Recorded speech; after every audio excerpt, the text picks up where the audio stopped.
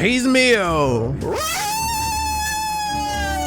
And we want you to stop complaining about the rings of power and naming it the trash that truly is. That is to say, ignorant bushwhacking plebs. I don't need to explain myself to you. Shut up. And stop talking.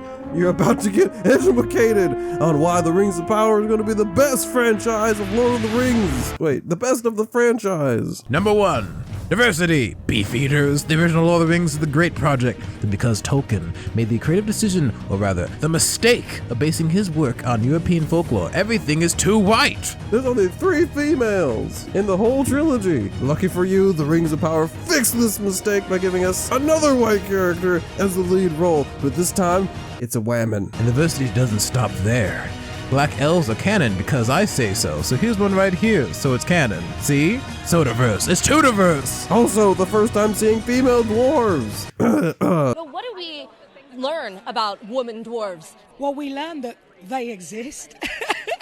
The second time seeing female dwarves. And this is the only one that matters. She's also black. Oh. Something the actress will soon let you forget. To be the poster child of accessibility for people of color, for women. Number 2, money, which is also the reason we're making this video. Money, you cisgendered icicle suckers. This show has a budget of $500 million or full billion. Wow! That's so much money that this must be the best series of all time. Much better than the 250 million Peter Jackson movies. I bet the budget Tolkien had to write the books was barely anything. And the marketing, you can just tell how much confidence they have in the project by how much they're spending on marketing, trailers and ads, trying to convince you, no, coerce you into watching the show. It's that good. Number 3, quality is something you pencil-pushing Quality is something you pencil-pushing primordial peasants lack. Look at these beautiful shots. Great visuals. Yes, greatness. Well, some of them don't look so great, but whatever. Okay, some of these look like it's out of a CW show, but remember, things are going to be different in this series compared to a movie. Lower your expectations. This isn't a Peter Jackson movie. Might have had a lower budget. You asked too much of them. Quality will suffer with such a massive vision. I bet you can't CGI at all, so hush up. Number 4. Diversity! You simple-minded conservative fascists! Is why quality doesn't matter. Peter Jackson movies are trash anyway. They didn't have half of the diversity and inclusion, and that's what matters most.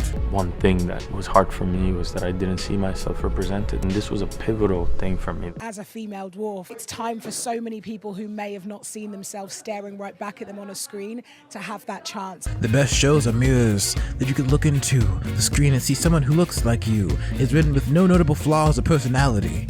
We don't care about the struggles of Frodo and Sam. They're white males.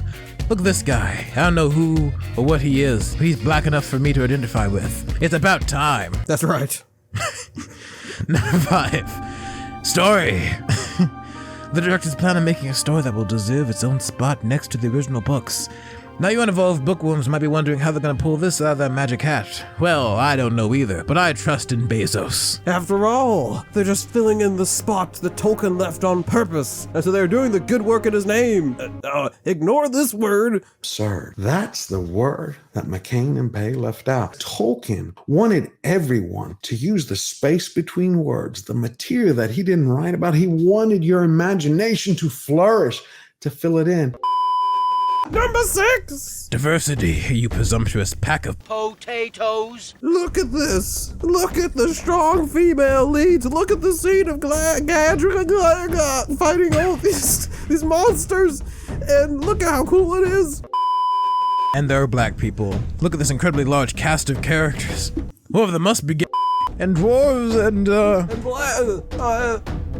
we ran out of things to say. Number 7. You slimy, simpering dishpans! Your mama kisses Balrogs! You don't like Tolkien anyway! They haven't read the Salamiarian, and neither of you, so don't you judge! You pretend to be pillars of society representing Tolkien. You didn't talk to the man! He was already dead! These directors went back in time and talked to Tolkien. No, they did the next best thing. They talked to his grandson. And my problem with the films was really that I think Jackson was kind of too faithful to the book. He kind of put too much into it. Who doesn't even really like the books.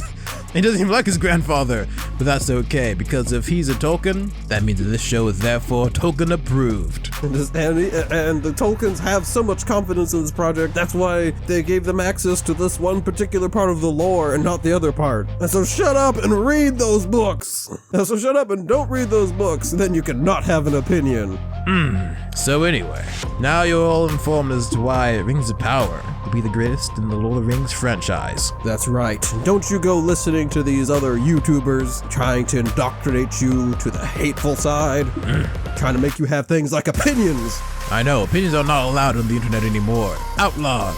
So, buy your tickets and watch Lord of the Rings, Rings of Power in theaters. Or don't, watch it on Amazon. I don't care. Just watch it. And remember to like and subscribe. For every view we get and like, Bezos, we don't have any dealings with Bezos. Yeah, so subscribe. Right. Please. I sure hope we get paid for this because money's running dry. I think we've so far made a total of $0. Yeah, we also spent money on this mic. Let me go tell Bezos it is done.